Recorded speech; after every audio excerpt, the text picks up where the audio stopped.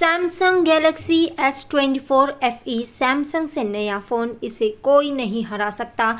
मशहूर electronics Samsung Galaxy S24 FE brand Samsung ने अपने स्मार्टफोन मार्केट पर खास तवज्जो दी है। बजट से लेकर प्रीमियम सेगमेंट तक अपनी हुक्मरानी बरकरार रखी है। खास तौर पर चीनी ब्रांड्स को सख्त मुकाबला देकर मजबूत हरीफ के साथ ये पेश की जा रही है। इस तनाजुर में अब लगता है कि सैमसंग भारत के मार्केट में नया स्मार्टफोन S24 FE लॉन्च करने जा रहा है। सैमसंग गैलेक्सी रिलीज के लीक्स भी आ रहे हैं। ये बजट फ्रेंडली कीमत पर रिलीज होने की उम्मीद है। इसकी तमाम तर तफसीलात जान लेते हैं। सैमसंग गैलेक्सी S24 FE की खुसूसियात ये है कि इसमें S23 FE से ज़ायद S24 FE में बड़ा डिस्प्ले जो कि 6.7 इंच का होगा।